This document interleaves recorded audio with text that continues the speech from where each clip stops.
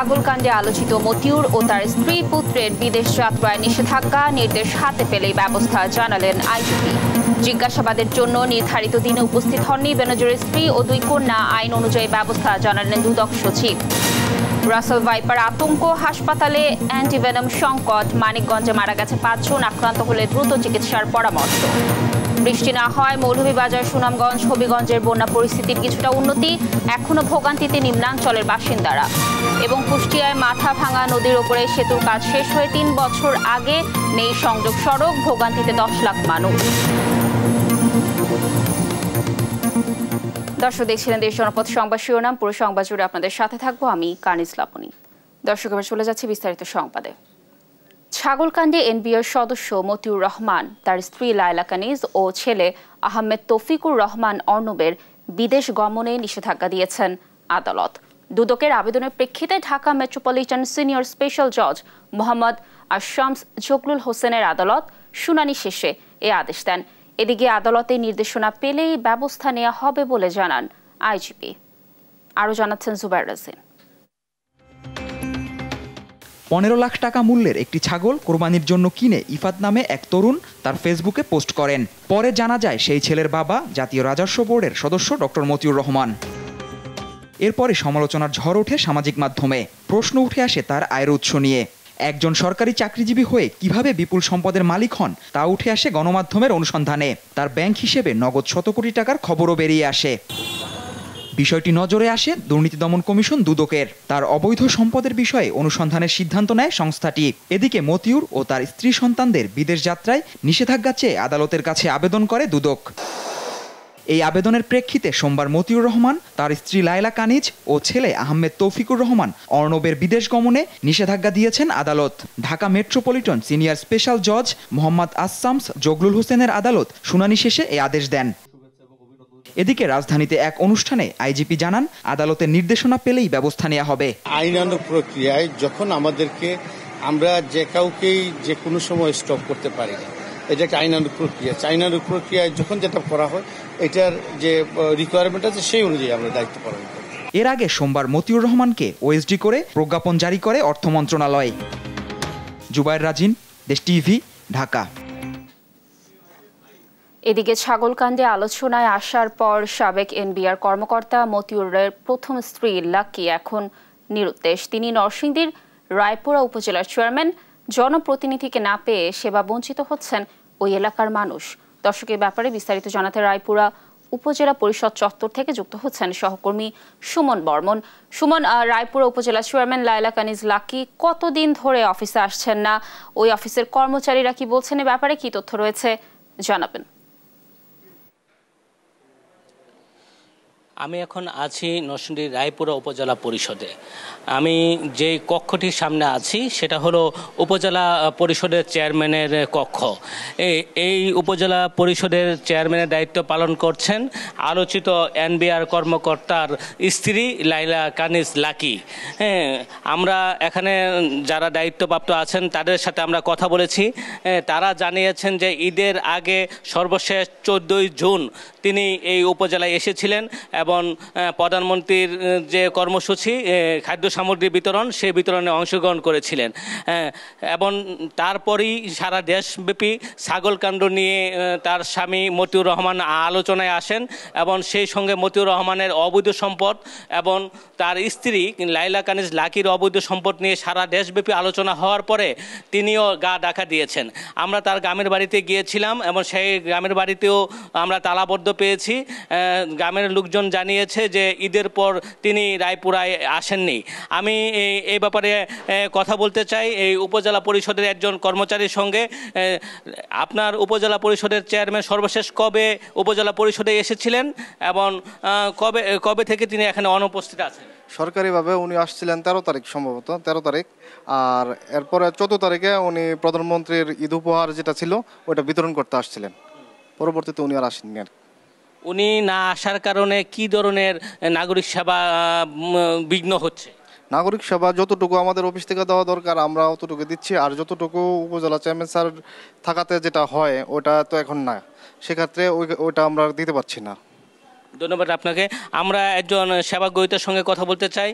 উপজেলা পরিষদের চেয়ারম্যান অনুপস্থিত থাকার কারণে আপনাদের কী ধরনের সমস্যা হচ্ছে এবং আপনাদের চাওয়াটা কি? আসলে এই মুহূর্তে দেখা যাচ্ছে যে কিছু লোক ঈদের সময়, যেমন গত টাইমে যিনি ছিলেন যে সাদেক চেয়ারম্যান সাহেব, তখন দেখা যেত যে কাউকে 1500 টাকা যতটুকু দিত, কিন্তু দেখা যাচ্ছে ওই একদিন ছুটিটা ছিল সেদিন আসতে পারে নাই, অনেকেই টাকাটা পায় নাই, এখনও পায় নাই, এখনও যেমন আসতেছে লোকজন এরকম আসতেছে।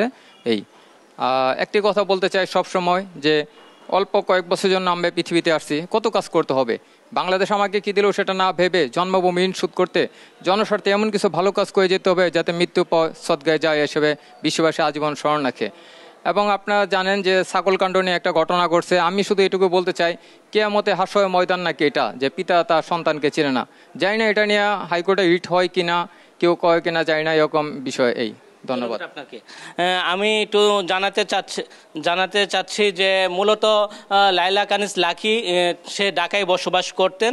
তিনি মূলত সপ্তাহে বা মাসে তিনি উপজেলায় আসতেন এবং তার দাপ্তরিক কাজগুলো করতেন। তবে ছাগলকাণ্ডের পর, ঈদের পর থেকে তিনি তার কর্মস্থলে আমরা দেখতে পাইনি এবং কোনো কর্মচারীরাও তারকে দেখতে পাইনি। এই ছিল নরসিংদী রায়পুরা থেকে লাইলা লাকি নিয়ে আমার কাছে সর্বশেষ খবর। ধন্যবাদ সুমন আমাদের সাথে যুক্ত থাকার জন্য। দর্শক, ছাগলকাণ্ডে আলোচনায় আসার পর সাবেক এনবিআর কর্মকর্তা মতিউরের প্রথম স্ত্রী লাকি নিরুদ্দেশ রয়েছে। ব্যাপারে নরসিংদীর রায়পুরা থেকে বিস্তারিত তথ্য জানাচ্ছিলেন আমাদের সহকর্মী সুমন বর্মন। অবৈধ সম্পদ অর্জনের অভিযোগে জিজ্ঞাসাবাদের জন্য নির্ধারিত দিনে দুর্নীতি দমন কমিশনে হাজির হননি সাবেক আইজিপি বেনজির আহমেদের স্ত্রী ও তার 2 কন্যা। সকাল 10টায় দুদকের প্রধান কার্যালয়ে হাজির হওয়ার জন্য তাদের ডাকা হয়েছিল। শুনানির তারিখ বর্ধিত করার জন্য কোনো আবেদনপত্র দেননি, তবে একটি লিখিত বক্তব্য দিয়েছেন। সেখানে তাদের অবস্থান উল্লেখ করা হয়েছে। গেল বৃহস্পতিবার বেনজিরের আবেদনপত্রের সাথেই এই আবেদনপত্র আসে দুদকে। দুদকের অনুসন্ধান টিম দুদকের আইন অনুযায়ী প্রয়োজনীয় কার্যক্রম গ্রহণ করবেন। নির্ধারিত সময়ের মধ্যে তারা প্রতিবেদন দাখিল করবে। তারা প্রতিবেদন দেওয়ার পরে কমিশন সিদ্ধান্ত নেবে। পুলিশের সাবেক মহাপরিদর্শক জনাব বেনজির আহমেদের স্ত্রী এবং 2 কন্যার ব্যক্তিগত শুনানির জন্য আজ 24 জুন নির্ধারিত করা ছিল তারিখ, তবে তারা আজ উপস্থিত হননি।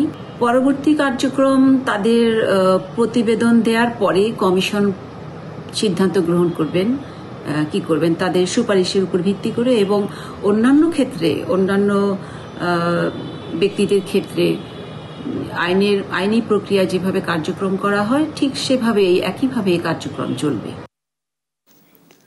মানিকগঞ্জের হরিরামপুরে পদ্মার চরাঞ্চলে বিষধর রাসেল ভাইপার সাপের আতঙ্কে দিন কাটাচ্ছেন স্থানীয় বাসিন্দারা।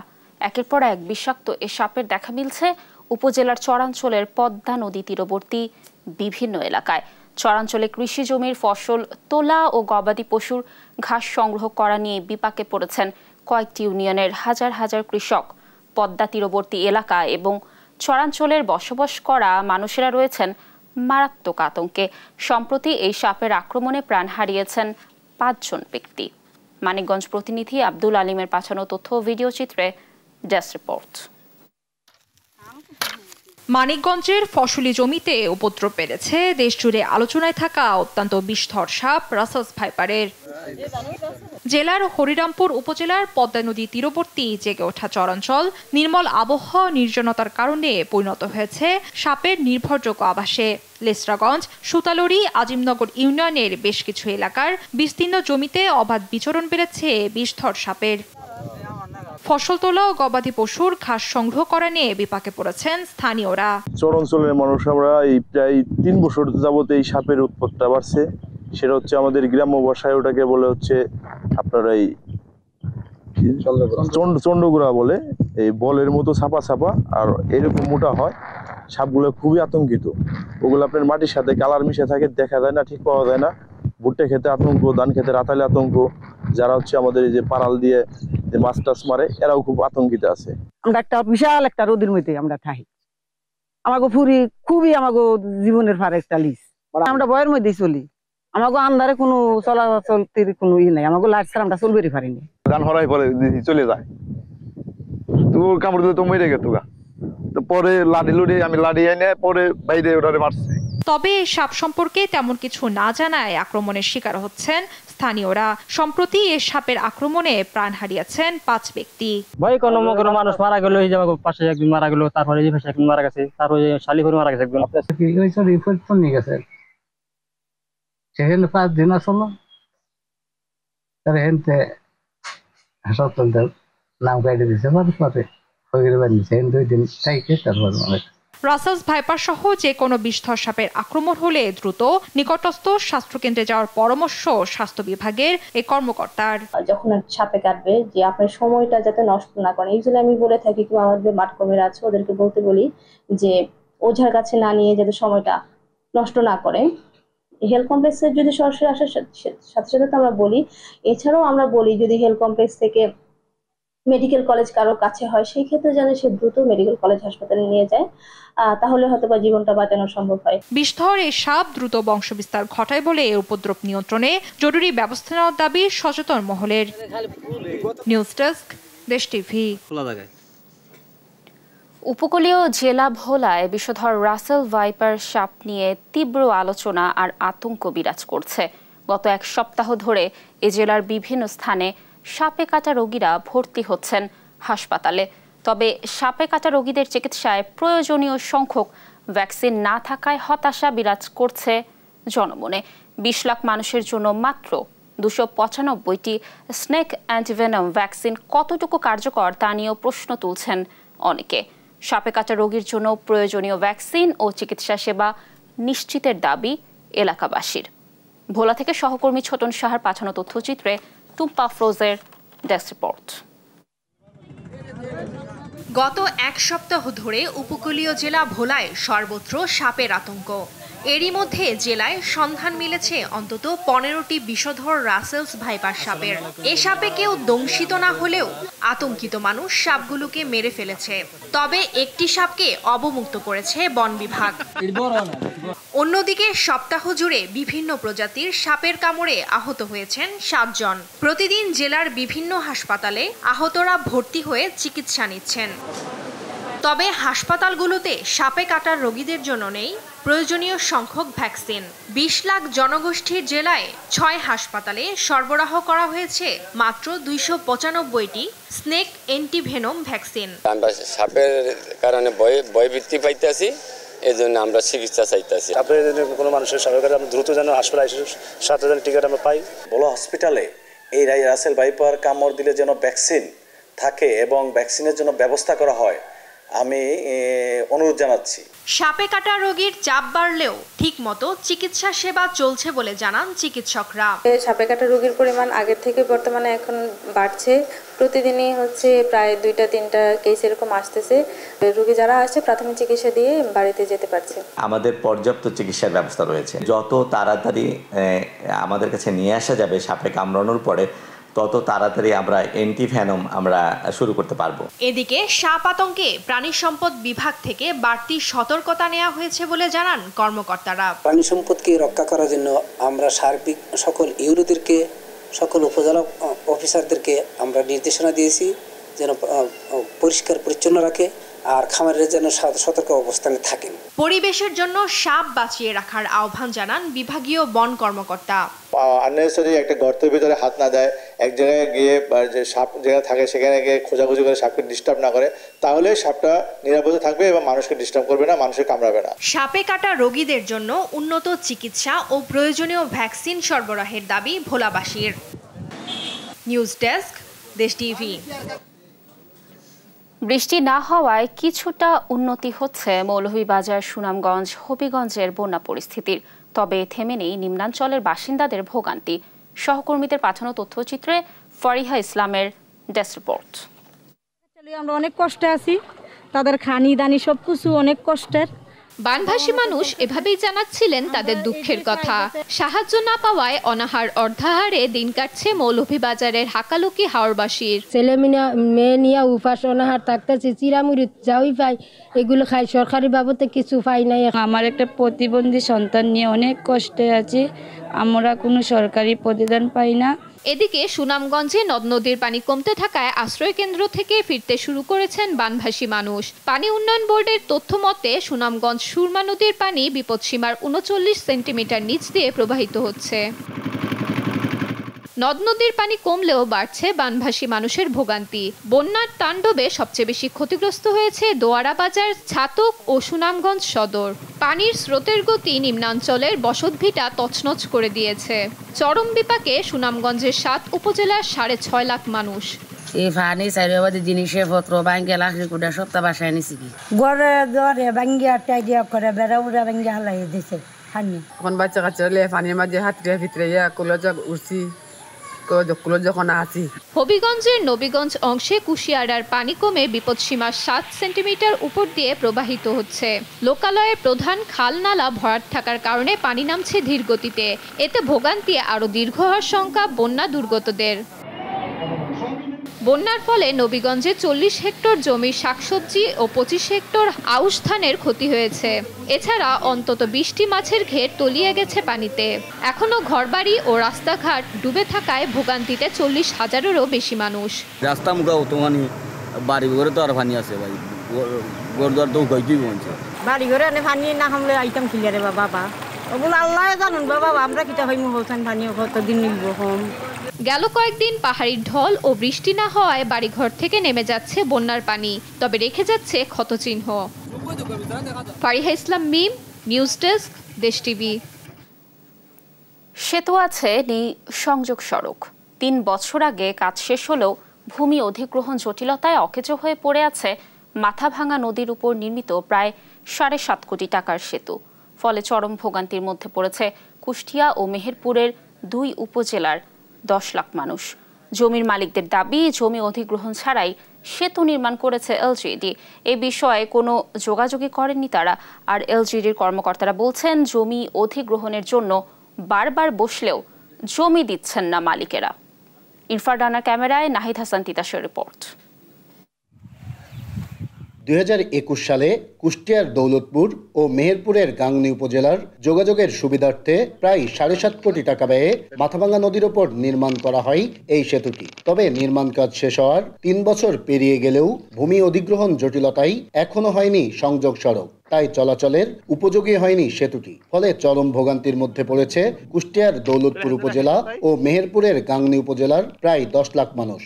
ব্রিজটা তৈরি করেছে, দেখেন এই যে খাড়া, ওখানে কিভাবে মানুষ উঠবে নামবে, আর এখানে ঠিকভাবে ভ্যান কোনো গাড়ি পাওয়া যাচ্ছে না এখন। এই ব্রিজটা করার উদ্দেশ্য হলো মানুষের যানবাহনের সব দিক দিয়ে সুবিধা, অর্থ দিক দিয়ে সুবিধা, কিন্তু এটা তো হচ্ছে না। এই দেখেন ভ্যানের কি কষ্ট, ভ্যান আমরা নিয়ে আসছি, এই দেখেন ভ্যান উপরে থুই মাল মাথায় কে টাইনি নাইছি, ভ্যানে লোড করতে হয়, ভ্যান নামাইতেও পারিনি, ভ্যান তুলতেও পারিনি, ভ্যান যাইতে পারে না, ওই পার থেকে পারে আসতে পারে না, এখানে রাস্তার সমস্যা। এদিকে জমির মালিকদের দাবি, জমি অধিগ্রহণ ছাড়াই সেতু নির্মাণ করেছে এলজিইডি। জমি নেওয়ার বিষয়ে তাদের সাথে কোনো যোগাযোগই করেননি এলজিইডির কর্মকর্তারা। এই ৩ বছর জমি অধিগ্রহণ করছি, হয়েছে, করব, এই তাল বাহানা করে আমাদের সাথে আসে যায়, চলে যায়। জমিটা অধিগ্রহণ করা হয়নি। জমিটা সরকার সঠিক লোক পাঠাক, জমিটাকে অধিগ্রহণ করুক, ন্যায্য মূল্য দিক। আর এলজিইডির কর্মকর্তারা বলছেন, জমি অধিগ্রহণের জন্য বারবার জমির মালিকদের সাথে যোগাযোগ করা হলেও জমি দিচ্ছেন না তারা। যেসব জমির মালিক তারা জমি দিতে চেয়েছিল, কিন্তু ব্রিজ নির্মাণের পরে তারা জমি দিতে আপত্তি করাই রাস্তাটার সময় হয়নি। এরপরও আমরা আমাদের সাবেক এমপি মহোদয় এবং স্থানীয় নেতৃবৃন্দ সহকারে সবাই একসাথে আমরা ব্রিজের ওখানেই আমরা বেশ কয়েক দফা আলোচনা করেছি। জমির মালিকদের সাথে এলজিইডি কর্মকর্তাদের সমন্বয়হীনতার কারণেই দীর্ঘদিন ধরে ভোগান্তিতে রয়েছে ২ জেলার ১০ লাখ মানুষ। তাই জমি অধিগ্রহণ জটিলতা কাটিয়ে দ্রুত এই সেতু চালুর দাবি সাধারণ মানুষের। নাহিদ হাসান তিতাস, দেশ টিভি। এক যুগেরও বেশি সময় ধরে বরগুনার হলদিয়া ও চাওড়া ইউনিয়নের ব্রিজটি ঝুঁকিপূর্ণ অবস্থায় ছিল। নিম্নমানের উপকরণ ব্যবহার করায় নির্মাণের ৫ বছরের মাথায় ব্রিজের ভিম ভেঙে যায়। গত শনিবার বৌভাতের অনুষ্ঠানে যাওয়ার পথে ব্রিজটি ভেঙে মাইক্রোবাস ও অটোরিকশা ডুবে নারী, শিশু সহ ৯ জন প্রাণ হারান। এদিকে নির্মাণে ত্রুটি নেই জানিয়ে বেশ পুরনো ও লবণাক্ততায় সেতুটি ক্ষতিগ্রস্ত হয়েছে বলে জানান উপজেলা প্রকৌশলী। ব্রিজের নির্মাণ কাজ নিয়ে সুষ্ঠু তদন্তের দাবি জানান স্থানীয়রা। বরগুনা থেকে রিয়াজ আহমেদ মুসার পাঠানো তথ্য ছবিতে টুম্পা আফরোজের ডেস্ক রিপোর্ট। 2005-06 অর্থ বছরে ফুট ব্রিজ প্রকল্পের অধীনে নির্মাণ করা হয় ব্রিজটি। অভিযোগ রয়েছে ঠিকাদারি প্রতিষ্ঠানের দায়সারা কাজে নির্মাণের 5 বছরে ব্রিজের মাঝের ভীম ভেঙে যায়। গেল 1 দশক ধরে এ ভাঙা ব্রিজ দিয়ে হলদিয়া ইউনিয়ন ও চাওড়া সহ উপজেলার অন্তত 50,000 মানুষ চলাচল করতেন। ঝুঁকিপূর্ণ সেতুতে ভারী যানবাহন চলাচল রোধে কোনো ব্যারিকেড না থাকায় শনিবার বৌভাতের অনুষ্ঠানে যাওয়ার পথে কনেপক্ষের মাইক্রোবাস ও অটোগাড়ির ভাড়ে ভেঙে পড়ে লোহার সেতু। এতে প্রাণ যায় নারী শিশু সহ 9 জনের। যদি একটা মোটরসাইকেল উঠতে ব্রিজ দুলতো, যত সুন্দরভাবে মজবুত করে বা ভালোভাবে কাজ করার কথা, এটা হয়নি। এই সাথে যারা সংশ্লিষ্টতা যুক্ত রয়েছে তাদের দৃষ্টান্তমূলক শাস্তি হোক এবং এ ধরনের ঘটনা যাতে পুনরাবৃত্তি না ঘটে। 1.5 বছর আগে থেকে এটা ঝুঁকিপূর্ণ ছিল। আরো সামনে ব্রিজ আছে, 2টা আছে, যাই দেখতেই পারেন। এই ব্রিজটি যদি অনেক আগেই আমাদের মেরামত করতে হলো তো এই দৃশ্য দেখা লাগবে না। তবে ব্রিজ নির্মাণে অনিয়ম হয়নি বলে দাবি করছেন উপজেলা প্রকৌশলী। 5-6 অর্থ বছরে এই ব্রিজটা নির্মাণ করা হয়েছে। আর আমাদের যেহেতু লবণাক্ত এরিয়া, এটা স্টিল স্ট্রাকচার, নিচে সাবস্ট্রাকচারটা স্টিলের, যার কারণে এটা মরিচা ধরে গেছে। ইতিপূর্বে আমরা এটাকে পরিত্যক্ত ঘোষণা করেছি। এত সুপারভিশনের পরেও আমার মনে হয় না যে এখানে আনস্পেসিফাইড কোনো কাজ হয়েছে। আর প্রাথমিক তদন্তে ব্রিজটি ঝুঁকিপূর্ণ ছিল বলে উঠে এসেছে জানান তদন্ত কমিটির প্রধান। প্রাথমিক তদন্তে এটা ঝুঁকিপূর্ণ ছিল এবং সেখানে সাইনবোর্ডও দেওয়া ছিল, পত্রিকায় নিউজও হয়েছে এবং সেখানে ব্যারিকেডও দেওয়া ছিল যাতে যান চলাচল না করে, কিন্তু কে বা কারা রাতের আধারে এটা ভেঙে ফেলেছে। ব্রিজ দুর্ঘটনার সুষ্ঠু তদন্ত এবং দায়ীদের বিরুদ্ধে দ্রুত ব্যবস্থা চান স্থানীয়রা। নিউজ ডেস্ক, দেশ টিভি। আনুষ্ঠানিকভাবে বাজারে এসেছে স্বাদে গন্ধে অতুলনীয় হাড়িভাঙা আম। রংপুরের জন্য আশীর্বাদ হয়ে আসা এই আমে এবার রংপুরের অর্থনীতিতে যোগ হবে প্রায় 550 কোটি টাকা। কিন্তু টেকসই অর্থনীতি আর আম বাজারজাত প্রক্রিয়া নিয়ে দীর্ঘদিনের দাবি উপেক্ষিত থাকলে আগামীতে বড় প্রভাব পড়তে পারে এই আম উৎপাদনে, এমনটা মনে করছেন সংশ্লিষ্টরা। মাহমুদ রকির তথ্য ছবিতে ডেস্ক রিপোর্ট, বিস্তারিত জানাচ্ছেন দিবাশ্রী বড়ুয়া। বাড়ির উঠোন, জমি কিংবা জমির আইল, কম শ্রমে লাভ বেশি, তাই ধানের জায়গা দখল করে এখন এভাবে গড়ে উঠছে আমের স্বর্গরাজ্য। ছোট বড় কিংবা মাঝারি, সারি সারি সব গাছের আগায় ডগায় ঝুমঝুম আমের এই দোল রংপুরের আর্থিক স্বনির্ভরতার বড় সহযোগী। কৃষি বিভাগ বলছে 3,335 হেক্টর জমিতে উৎপাদনের লক্ষ্যমাত্রা ছিল 29,710 মেট্রিক টন। কিন্তু টানা খরা আর ঝড়ো বৃষ্টিতে আমের গুটি ঝরে যাওয়ায় উৎপাদন কমে গেছে। তবে শুরুতেই দেশের বিভিন্ন প্রান্ত থেকে আসা ব্যাপারীদের হাক ডাক আর কাঁচা পাকা আমে জমে উঠেছে বাজার। ভালো দামে কেটেছে চাষিদের দুশ্চিন্তা। গতবারের থেকে এবারে আমের দাম অনেক ভালো পাওয়া যাচ্ছে, মোটামুটি কৃষকরা অনেক লাভবান। এইরকম দাম হইলে ভালো হয়, সবার জন্য, গোরাসের ঘরের জন্য ভালো। তবে আমের রাজধানী পতাগঞ্জের সড়ক খানাখন্দে ভরে যাওয়া এবং অল্প বৃষ্টিতে নাজেহাল অবস্থা হওয়ায় বিক্রিতে দুর্ভোগ বাড়ে চাষি ও ব্যাপারীদের। রাস্তাঘাটে যানজটের জন্য আম নিয়ে আসা যাচ্ছে না, কাদামাটি। পরিবহনের আমাদের সমস্যা আছে। পরিবহন যারা আসে দূর থেকে, তারা এই চিকন রাস্তায় তাদের আসতে কষ্ট হয়। সম্প্রতি হাড়িভাঙা আমের জিআই পণ্যের স্বীকৃতি এবং ইউরোপের বিভিন্ন দেশে সুনাম ছড়িয়ে পড়ায় রপ্তানিতে বেড়েছে চাহিদা। এবারও অনেক আম পাঠানোর অর্ডার আছে, এটা 2-1 থেকে শুরু হবে এবং সব অর্ডার যাবে। সমগ্র বাংলাদেশে আমরা আম ডেলিভারি দিব এবং দেশের বাইরেও আম ডেলিভারি দেওয়ার চেষ্টা করব। দীর্ঘমেয়াদে আম সংরক্ষণে স্থায়ীভাবে কোল্ড স্টোরেজ নির্মাণ এবং দেশ বিদেশে বাজার তৈরির পাশাপাশি ডলার জয়ে বাণিজ্যিকভাবে বিদেশে রপ্তানির কথা জানান সংশ্লিষ্টরা। বিদেশে আমরা আরও এটার ব্যাপক প্রচার প্রসার ঘটাতে চাই। এটি যে ভালো সুমিষ্ট আম, মানুষের কাছে আরও জনপ্রিয় হোক, দেশে এবং বিদেশের অনেক বাজার গড়ে উঠুক। এই পণ্য হওয়াতে আবশ্যিকভাবে আমাদের লক্ষ্য উদ্দেশ্য তো এটাকে আরও আন্তর্জাতিক মহলে নিয়ে যাওয়ার জন্য যা যা করা প্রয়োজন। আমের গুণগত মান রক্ষা এবং আর্থিক সমৃদ্ধি বাড়াতে টেকসই পরিকল্পনা দেওয়ার তাগিদ কৃষি সংশ্লিষ্টদের। নিউজ ডেস্ক, দেশ টিভি।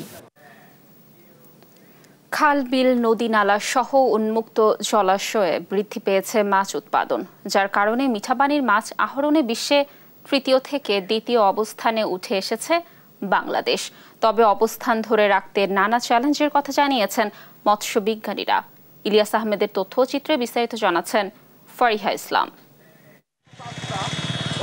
সম্প্রতি জাতিসংঘের খাদ্য ও কৃষি বিষয়ক সংস্থার প্রকাশ করা বিশ্বের মৎস্য সম্পদ বিষয়ক প্রতিবেদন world state of fisheries and অ্যাকোয়াকালচারে মিঠা পানির মাছ আহরণে বিশ্বের তৃতীয় থেকে দ্বিতীয় অবস্থানে উঠে এসেছে বাংলাদেশ। এর আগের বার দ্বিতীয় অবস্থানে থাকা চীন এবার তৃতীয় অবস্থানে নেমে গেছে। এই তালিকায় সবার উপরে রয়েছে ভারত। বাংলাদেশের এই অবস্থানকে স্বাগত জানিয়ে মৎস্যবিজ্ঞানীরা বলছেন সকলের সম্মিলিত প্রচেষ্টায় এই সফলতা। তবে তা ধরে রাখতে মাছের বসবাস স্থান উন্মুক্ত জলাশয়ে সরকারের নজরদারি বাড়াতে হবে। সবার সামগ্রিক একটা প্রচেষ্টার ফলাফল হচ্ছে আজকে বাংলাদেশ মৎস্য উৎপাদনে, বিশেষ করে স্বাদুপানি মৎস্য উৎপাদনে এই যে দ্বিতীয় স্থানে চলে এসেছে। মাছের বসবাস উপযোগী করে এই জলাশয়গুলোকে সংরক্ষণের যে উদ্যোগ, মৎস্যকে সংরক্ষণ করার জন্য মৎস্য অধিদপ্তরকে বা মৎস্য প্রাণী সম্পদ মন্ত্রণালয়কে আরো বেশি ক্ষমতায়িত করা, তাদেরকে বাজেট দেওয়া। চাষি আব্দুর রহমানের মতে গেল 2-3 বছর মাছের উৎপাদন বাড়ায় নতুন পানিতে অনেকে মাছ ধরে জীবিকা নির্বাহ করছেন। এই বছর মাছ একটা বেশি হইছে, গোড়া মাছটা বেশি হয়েছে। সকাল বিকাল জাল টানলে মানে আমার খাওয়াটা চলে। বাংলাদেশ মৎস্য গবেষণা ইনস্টিটিউটের মহাপরিচালক মোহাম্মদ জুলফিকার আলী বলছেন, অত্যাধুনিক প্রযুক্তির পাশাপাশি জলাশয় সংস্কার সহ নানা উদ্যোগের ফলে দেশে মাছের উৎপাদন বেড়েছে। মাছের উৎপাদন মানে বাড়ছে। পানির মাছ চাষে তো আমরা আগায় আছি, প্রতি বছর আগাচ্ছি। সেই জন্য মেরিনেও আগাইছি, অনেক আগাইছি। মেরিনে অনেক কিছু ছিলাম আমরা, সেটা আগাই গেছি আর কি। এবং এই ম্যানেজমেন্ট গুলো আর কি, জলাশয় সংস্কার, আপনার যে সমস্ত ব্যান্ডিং পিরিয়ড, ইলিশের, সামুদ্রিক মাছের ব্যান্ডিং পিরিয়ড, এসব কার্যকরী হয়েছে ভাবে ব্যবস্থাপনা করেছি বলেই তো এটা সম্ভব।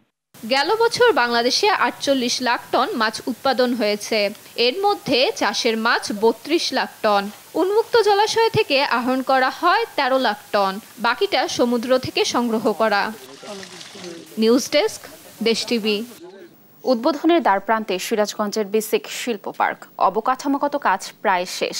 এরই মধ্যে প্লট বরাদ্দের জন্য আগ্রহ দেখাচ্ছেন দেশের বড় বড় কোম্পানি। ব্যবসায়িকভাবে শিল্প পার্কটি চালু হলে বেকারত্ব দূরীকরণ সহ নানা আর্থ-সামাজিক পরিবর্তন ঘটবে এই জেলায়। আগামী মাসে প্লট বরাদ্দের প্রক্রিয়া শুরু হবে বলছেন প্রকল্প সংশ্লিষ্টরা। সিরাজগঞ্জ থেকে সহকর্মী সাইম উদ্দিনের পাঠানো তথ্যচিত্রে ডেস্ক রিপোর্ট। বঙ্গবন্ধু যমুনা বহুমুখী সেতুর পশ্চিম পাশে সিরাজগঞ্জ সদর উপজেলার প্রায় 400 একর জমিতে বিসিক শিল্প পার্কটি বাস্তবায়ন হচ্ছে। শিল্প মন্ত্রণালয়ের অধীনে প্রায় 719 কোটি 21 লাখ টাকা ব্যয়ে প্রকল্পটি হাতে নেয় সরকার। এরই মধ্যে প্লট বরাদ্দর জন্য শিল্প পার্কের রাস্তা, ড্রেন, লেক, দেয়াল ও গেটের কাজ প্রায় শেষ হয়েছে। শিল্প পার্কে মিল কারখানার জন্য নির্ধারণ করা হয়েছে প্রায় 270 একর প্লট। 2010 সালে শুরু হওয়া এ প্রকল্পের কাজ 2014 সালে শেষ হওয়ার কথা থাকলেও কয়েক দফায় মেয়াদ ও প্রকল্প ব্যয় বাড়িয়ে চলতি বছরের জুনের শেষে সম্পন্ন হবে বাকি কাজ। প্রায়শই শেষ হচ্ছে, আগামী মাসের মধ্যে এর সম্পন্ন করা যাবে বলে আমরা আশাবাদ ব্যক্ত করছি। এখানে ভালো যোগাযোগ ব্যবস্থা, যেমন রাস্তার কাজ হয়ে যাচ্ছে, ড্রেনের কাজ, গ্যাসের লাইন, এগুলো সুযোগ সুবিধা পাবে। শুধু সিরাজগঞ্জ না, দেশের বিভিন্ন জেলার মানুষের কর্মসংস্থানের, লক্ষ লক্ষ মানুষের কর্মসংস্থানের সুযোগ হবে। নৌ, রেল ও সড়ক পথের সুব্যবস্থা থাকায় বিসিক শিল্প পার্কের উদ্যোক্তারা স্বল্প খরচে ও কম সময়ে পণ্য আনা-নেওয়া করতে পারবেন বলে জানান স্থানীয় সংসদ সদস্য। বড় বড় ব্যবসায়ীরা আছেন, আমি অনুরোধ করব যে আপনারা এত সুন্দর একটি বিসিক শিল্পনগরী হচ্ছে, এখানে প্লট নিয়ে আপনারা বড় বড় শিল্প কলকারখানা গড়ে তোলেন, আমাদের এলাকার বেকারত্ব দূর করেন, আপনারাও লাভবান হবেন। এখানে জলপথ, নৌপথ, স্থলপথ সকল পথই কিন্তু এখানে সুযোগ রয়েছে। প্রকল্পের নির্মাণ কাজ শেষ দিকে জানিয়ে প্লট বরাদ্দ নিতে বিভিন্ন কোম্পানি ও শিল্প উদ্যোক্তাদের থেকে ভালো সাড়া পাওয়া যাচ্ছে বলে জানান বিসিক শিল্প পার্কের প্রকল্প পরিচালক। আমাদের এই শিল্প পার্কে বিভিন্ন যে পূর্ত কাজগুলো রয়েছে, এই পূর্ত কাজগুলো একেবারেই শেষের দিকে। আমরা আশা করছি যে খুব শিগগিরই আমরা প্লট বরাদ্দের ব্যবস্থাপনার দিকে যাব। সিরাজগঞ্জে বিসিক শিল্প পার্কে 829টি প্লটে অন্তত 570টি ক্ষুদ্র, বৃহৎ ও মাঝারি শিল্প প্রতিষ্ঠান গড়ে তোলার কথা রয়েছে। এতে কর্মসংস্থান হবে প্রায় 1 লাখ মানুষের। নিউজ ডেস্ক, দেশ টিভি। প্রকৃতির নিষ্ঠুর আচরণে প্রায় শোনা যায় নদীগর্ভে বিলীন হচ্ছে জনপদ। তবে ফেনী নদীর ছাগলনাইয়ার শুভপুর ও মুহুরী নদীর ফুলগাজী এলাকায় ঘটছে এর ব্যতিক্রম। প্রভাবশালীরা নিয়মিত ফসলি জমি বিলীন করে বালুতলায় বিলীন হচ্ছে বিস্তীর্ণ জনপদ। এতে নদী পাড়ের ক্ষতিগ্রস্ত বাসিন্দারা রয়েছে আতঙ্কে। দোষীদের বিরুদ্ধে তদন্ত করে প্রয়োজনীয় ব্যবস্থা নেওয়া হচ্ছে বলে জানিয়েছেন জেলা প্রশাসক। ফেনী থেকে তোফায়েল আহমেদ নিলয়ের প্রতিবেদন, জানাচ্ছেন ফারজানা ইসলাম। হঠাৎ দেখে মনে হবে সুনামি কিংবা ভূমিকম্পে বিধ্বস্ত কোনো জনপদ, কিন্তু এটা ফেনী নদীর ছাগলনাইয়ার শুভপুর এলাকা। একরের পর একর জমি বিলীন হওয়ার করুণ চিত্র যেখানে নিয়মিত ঘটনা। ফেনী জেলার উপর দিয়ে বয়ে গেছে ছোট বড় একাধিক নদী, এর মধ্যে ফেনী ও মুহুরী নদী অন্যতম। এই দুই নদীর পাড় থেকে নির্বিচারে তোলা হচ্ছে বালু। প্রভাবশালীদের ছত্রছায়ায় জেলার নদীগুলোতে বালু নিয়ে চলছে হরিলুট। নদী থেকে উত্তোলিত বালু জমা রাখতে ফসলি জমি কেটে নিয়ে তৈরি করা হচ্ছে বালুর স্তূপ। এতে কৃষি জমি হারানো মানুষগুলো এখন প্রাণ হারানোর ভয়ে আতঙ্কিত। আমাদের এখানে অন্তপক্ষে 200 ঘর নদীতে বিলীন হয়ে গেছে। এইভাবে যদি কারে বালু উত্তোলন যদি করে তাহলে আমাদের এই বাড়িঘর কিছু থাকতো না। নির্দিষ্ট স্থান ছাড়া অবাধে বালু উত্তোলনে নদীতে ভেঙে পড়ছে মার্কেট, বাড়িঘর ও পাকা রাস্তা। প্রভাবশালীদের হাত থেকে ফসলি জমি বাঁচাতে তারা সংশ্লিষ্ট প্রশাসনের হস্তক্ষেপ কামনা করছেন। কাউকে কিছু বললে আবার আমাদেরকে বলে পুলিশ দিয়ে ধরা দিব, এবং পুলিশও আমাদেরকে আমাদেরকে ধমকায়, এদেরকে কিছু বলে না। কোনো দিকে ছাড়া পাইতেছি না, আল্লাহ ছাড়া আমাদের কাছে আর কেউ নেই এখন। সাধারণ মানুষের ক্ষতি ঠেকাতে বালুমহাল ইজারা প্রদান না করতে সংশ্লিষ্ট বিভাগে সুপারিশ করা হবে বলে জানালেন ফেনী জেলা প্রশাসক। বালুমহাল যেহেতু আমরা বন্ধ করার প্রস্তাবনা আমাদের এখান থেকে যারা আমাদের এগুলোর সাথে জড়িত মানে স্টেক হোল্ডার যারা আছে, পানি উন্নয়ন বোর্ড, পরিবেশ, আমার স্থানীয় উপজেলা প্রশাসন, তারা কিন্তু নেগেটিভ রিপোর্ট দিয়েছে। সেই প্রেক্ষিতে আমরা কিন্তু এই শুভপুরের এই নামটা ভুলে গেছি, ওই শুভপুরের এই বালুমহলের প্রস্তাবটা আমরা দেইনি। অবাধে বালু উত্তোলন বন্ধে পদক্ষেপ ও ক্ষতিগ্রস্তদের পাশে থাকার কথা জানাচ্ছেন স্থানীয় সংসদ সদস্য। এটার পুনরাবৃত্তি আর হবে না, যে অবৈধ বালি উত্তোলনের পুনরাবৃত্তি হবে না, এটা আপনাদেরকে আমি আশ্বাস দিতে চাই। ফেনী নদীর বালুমহালের চলতি বছরের ইজারার মূল্য মাত্র 22 লাখ টাকা, যা জেলা প্রশাসনের রাজস্ব শাখা নিশ্চিত করে।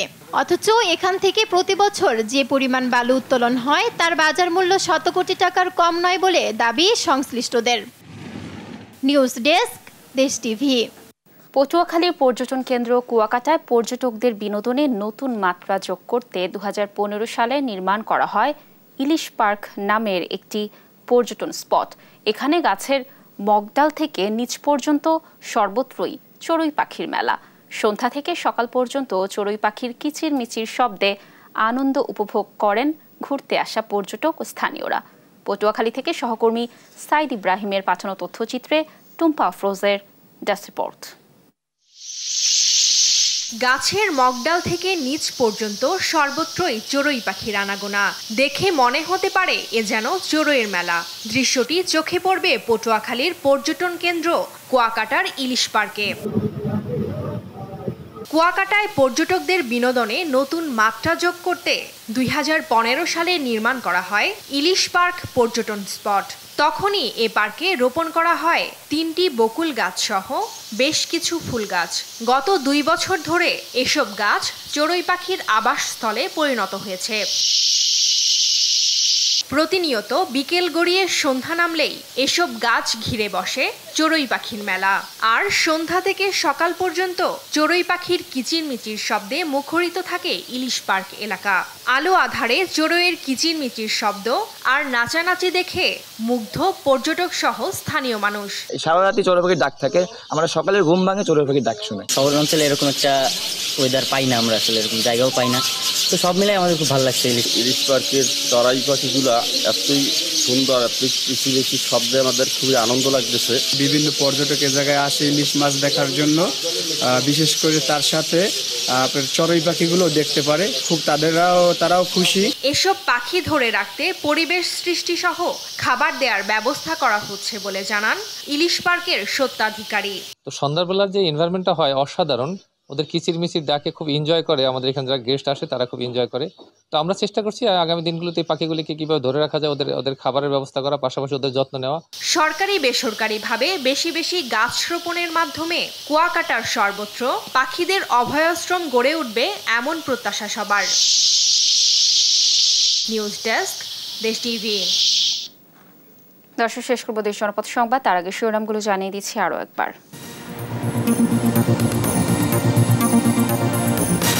ছাগলকাণ্ডে আলোচিত মতিউর ও তার স্ত্রী পুত্রের বিদেশ যাত্রায় নিষেধাজ্ঞা, নির্দেশ হাতে পেলে ব্যবস্থা জানালেন আইজিপি। জিজ্ঞাসাবাদের জন্য নির্ধারিত দিনে উপস্থিত হননি বেনজোরের স্ত্রী ও 2 কন্যা, আইন অনুযায়ী ব্যবস্থা জানালেন দুদক সচিব।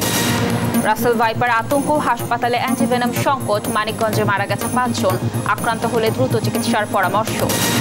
বৃষ্টি না হওয়ায় মৌলভীবাজার, সুনামগঞ্জ, হবিগঞ্জের বন্যা পরিস্থিতির কিছুটা উন্নতি, এখনো ভোগান্তিতে নিম্নাঞ্চলের বাসিন্দারা।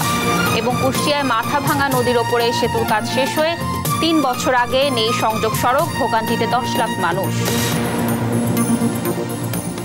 দর্শক, এই ছিল এখনকার দেশ জনপদ সংবাদ। পরে বুলেটিন দেখার আমন্ত্রণ রইল। এছাড়া দেশ টিভির সর্বশেষ সব খবর পেতে ভিজিট করুন www.desh.tv। ফেসবুকে আমাদের সঙ্গে যুক্ত থাকুন দেশ টিভি অথবা দেশ টেলিভিশন পেজে। এছাড়া সর্বশেষ সব ভিডিও পেতে ইউটিউবে আমাদের হ্যান্ডেল @দেশ টেলিভিশন অথবা @দেশ টিভি নিউজ লিখে সার্চ করুন। ধন্যবাদ সবাইকে।